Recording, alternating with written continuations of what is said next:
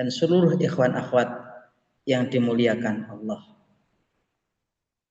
Syukur alhamdulillah Allah limpahkan hidayah kepada kita. Hidayah Allah itu ada yang berupa zahir, ada yang berupa batin. Allah limpahkan kepada kita hidayah zahir berupa panca indera yang normal, ditambah dengan akal, pikiran, serta hati. Lalu Allah menambahkan hidayah itu berupa ajaran syariat agama yang dibawa, disampaikan oleh baginda Nabi besar Muhammad Sallallahu Alaihi Wasallam. Selanjutnya kita bersyukur kepada Allah. Allah menunjukkan kita hidayah berupa mengikuti pewaris Nabi, pengganti baginda Nabi besar Muhammad Sallallahu Alaihi Wasallam, yakni pangarsa Abah. Hidayah Allah yang terdapat dalam jiwa manusia, di antaranya yang dibahas dalam kitab Fadhailus Syuhur pangarsa Abah, membahas tentang syifaul qalbi, bersihnya hati. Dalam kitab Tanbihul Ghafilin dikisahkan, diceritakan ada hadis yang berbunyi begini. Qala waruwiya, dikisahkan annahu alaihi salatu wassalam jalasa yauman yuhaddisu ashabahu. Suatu hari baginda Rasulullah bercerita-cerita di hadapan para sahabat. Lalu seluruh sahabat fabaqau, menangis. Semua menangis. Ghaira Usamah bin Zaid, kecuali sahabat Usamah bin Zaid. Faqala, lalu sahabat Usamah berkata, Ashku ilaika ya Rasulullah qaswata qalbi. Ya Rasulullah, saya mengadukan hatiku yang keras ini.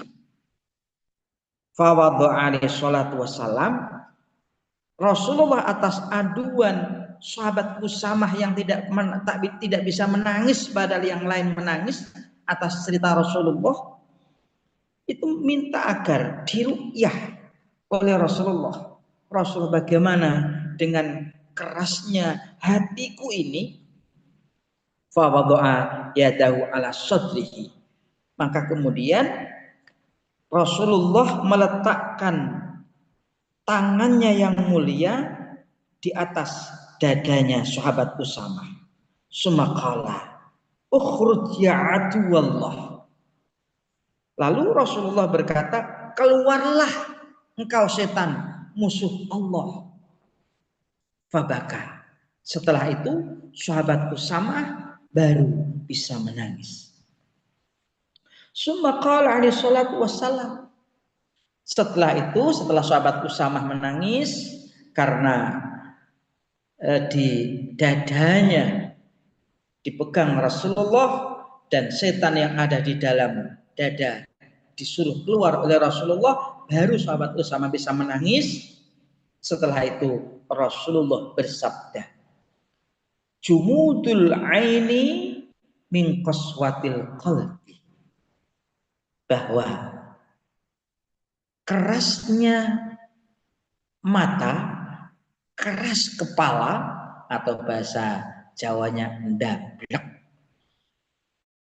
itu min qaswatil qalbi, karena hati yang keras. Wa qaswatul qalbi min kasratiz zulum, hati manusia itu bisa keras Karena apa? Dikarenakan banyaknya dosa.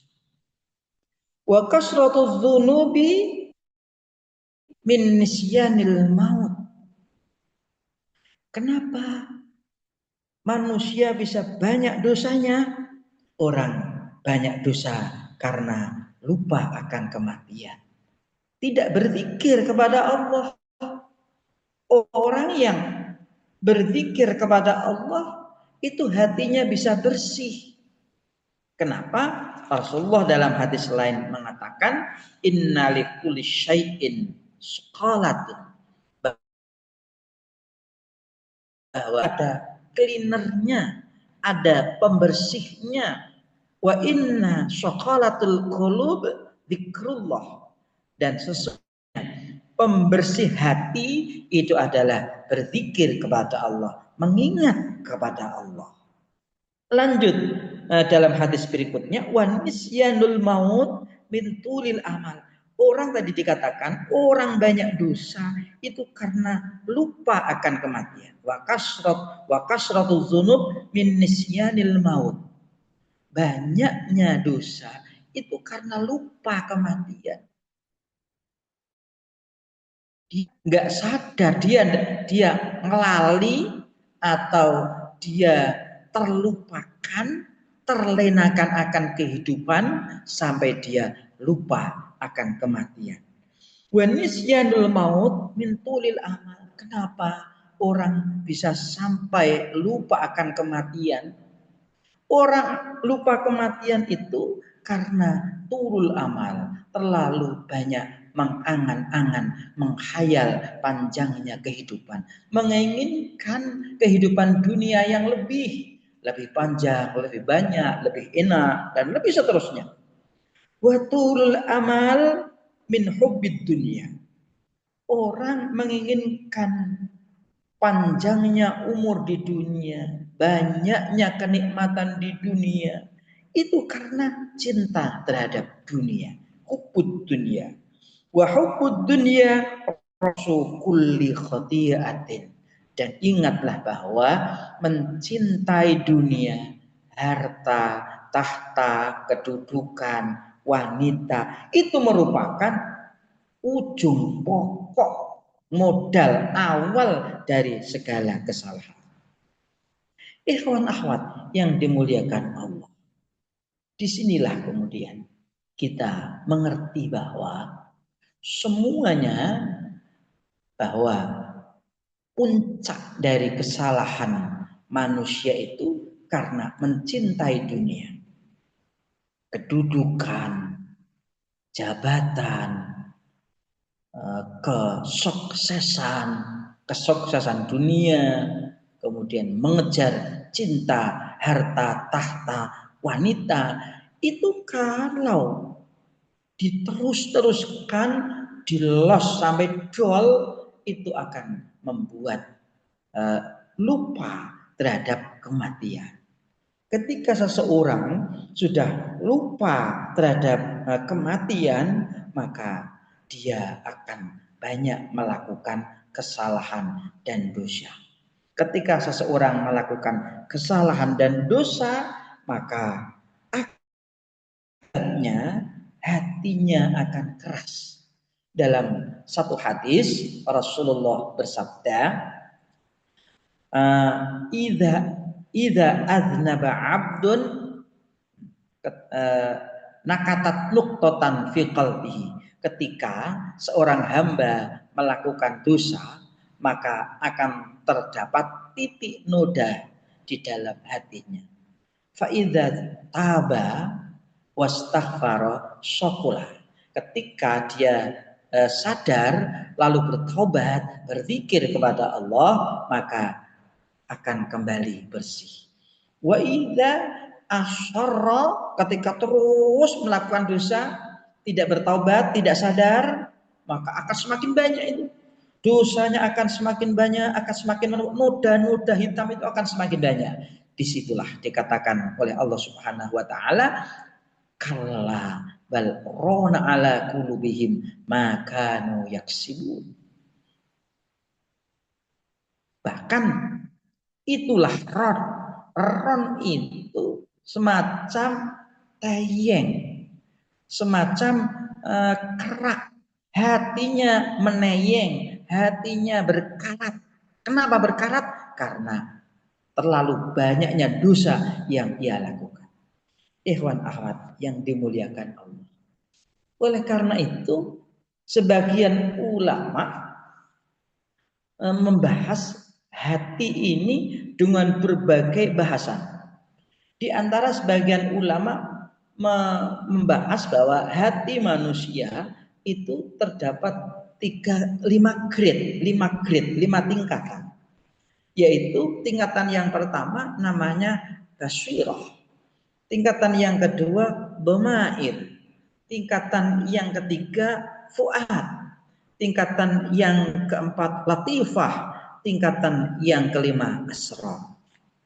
Tingkatan yang pertama hati manusia itu yang normal adalah berada pada tingkatan dia punya basirah. Basirah itu pandangan yang normal. Ini baik, ini buruk. Ini jahat, ini baik. Itu dia bisa melihat. Dia bisa melihat. Balil insanu ala nafsihi basirah. Bahkan manusia itu dirinya dapat melihat. Basirah itu adalah mata hati. Kalau mata yang kita gunakan melihat lahir ini adalah basor. Kalau dua mata ini adalah basor, tapi kalau mata hati, hati kita yang melihat itu istilahnya adalah basir. Manusia yang hatinya bisa melihat, dia bisa membedakan.